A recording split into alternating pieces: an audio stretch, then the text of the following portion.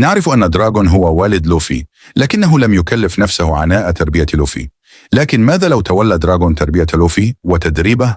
هل يمكن أن يصبح لوفي أقوى مما هو عليه في السلسلة الأصلية؟ لكي يحدث هذا في سن 36 أنجب دراغون وامرأة مجهولة ابنا اسمه مونكي دي لوفي. بدلا من ترك لوفي في إيست بلو، قرر دراغون تربية لوفي كواحد من الثوار. في ذهن دراغون لو ترك لوفي مع غارب فمن المرجح أن يصبح لوفي بحارا بحلول سن 8. بدأ لوفي التدريب تحت إشراف أعضاء الثوار.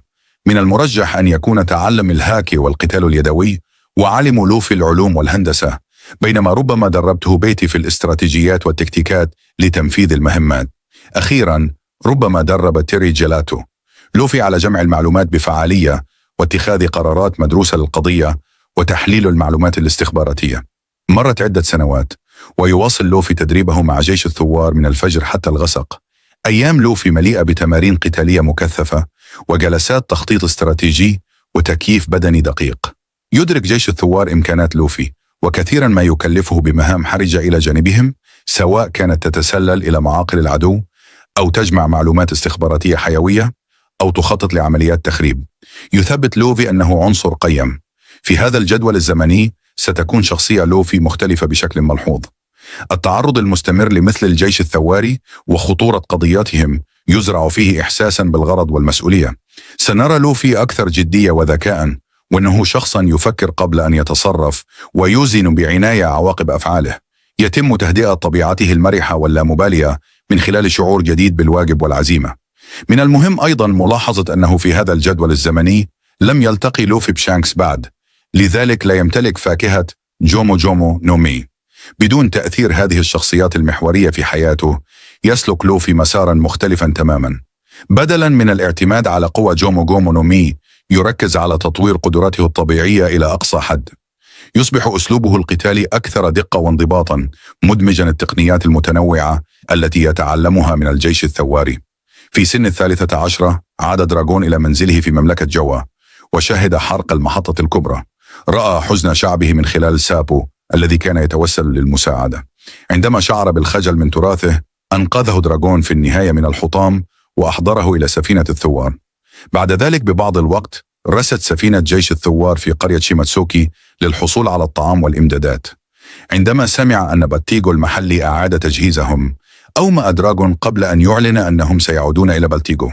بعد عودة دراغون إلى بلتيغو، يلتقي لوفي بسابو تماما كما في الجدول الزمني الأصلي. كان لوفي وسابو مقربين مثل الإخوة، تدربوا معا تحت إشراف الجيش الثواري، وقام كل من سابو ولوفي بمهام مع الأعضاء.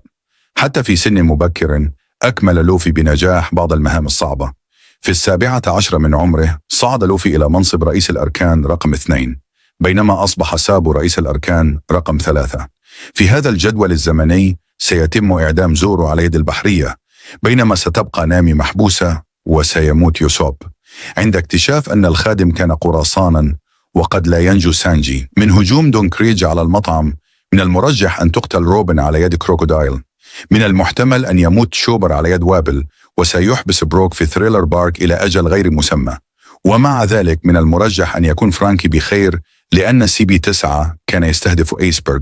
سيبقى جينبي في خدمة بيج مام.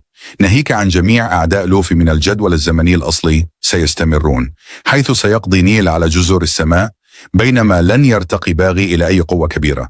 من المرجح أن يقتل كروكودايل العائلة المالكة ويدمر ألاباستا. في حرب مارينفورد لن يكون لوفي هناك لإنقاذ إيس، لذا كما هو الحال في الجدول الزمني الأصلي سيتم قتل إيس والحية البيضاء. سيحصل بلاك بيرد على فاكهة اللحية البيضاء. سيتدخل شانكس من أجل وقف الحرب.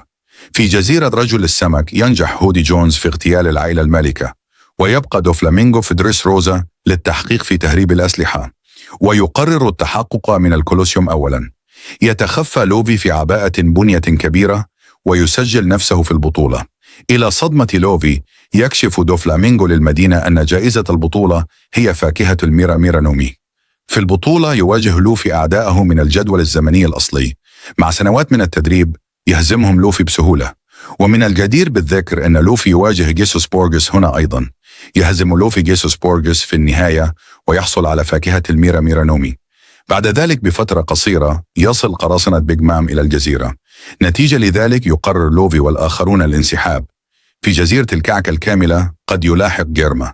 سانجي في حالته الضعيفة وما زال يجبره على الزواج من بودينغ، ومع ذلك إنه فخ، وبدون سانجي ولوفي تدمر جيرما 66 بالكامل، ويبقى كايدو في السلطة في وانو. بعد بضعة أشهر يكشف أن سابو قتل ملك ألاباستا كوبرا نيفرتاري. بالإضافة إلى الفضيحة المحيطة بسابو، هناك أيضا أخبار عن اختفاء فيفي.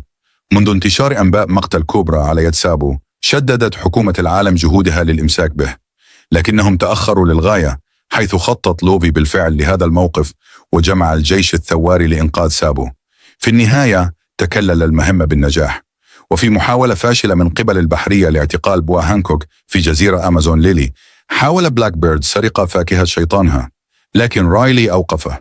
أدى ذلك إلى الاستيلاء على 800 من رجال البحرية وسفينة حربية من قبل بلاك بيرد.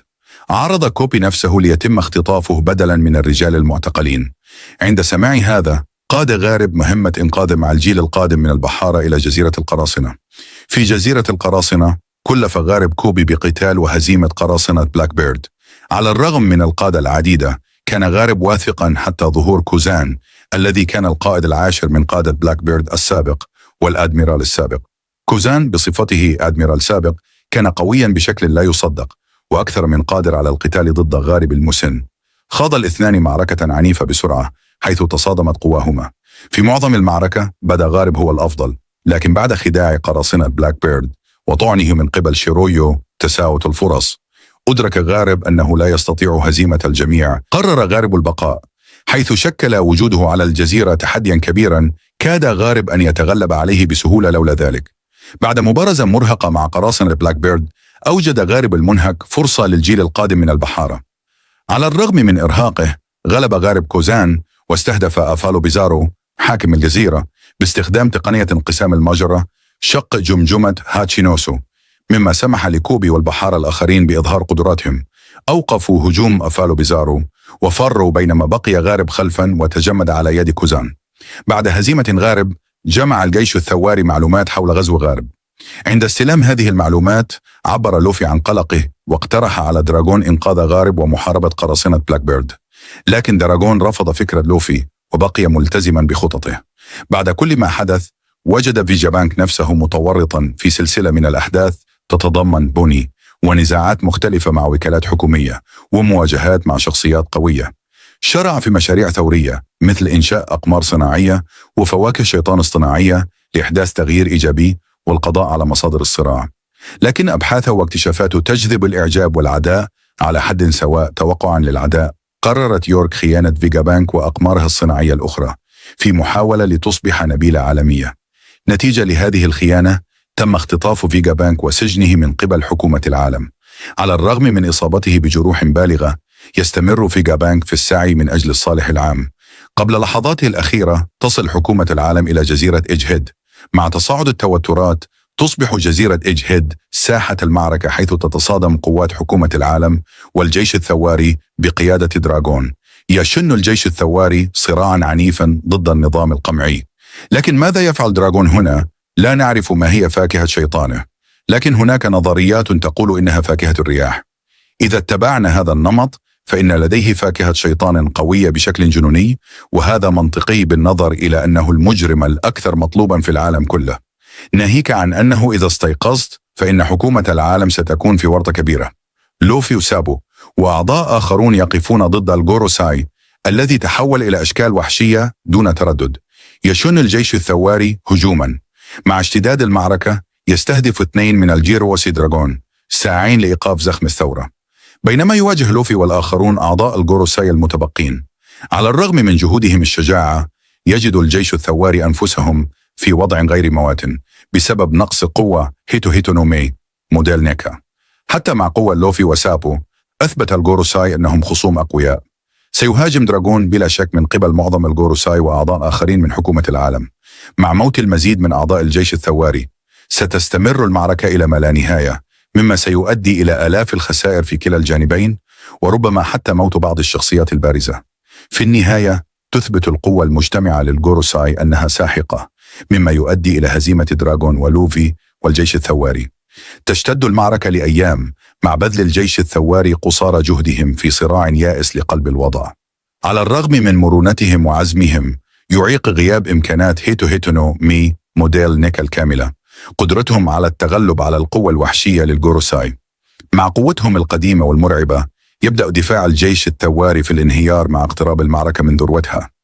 يسقط القادة، كل واحد منهم محارب قوي بذاته، واحدا تلو الآخر في جهودهم الشجاعة.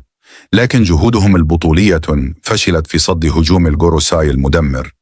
وباستقرار الغبار على جزيرة إيج هيد، انتصرت حكومة العالم. إذا أعجبتك مقاطعنا لدينا مفاجأة لك. خلفيات مونتاج احترافية جعلت هذه المقاطع تنبض بالحياة، متوفرة حصريا على قناتنا في التلجرام. الرابط في الوصف. لا تفوت الفرصة.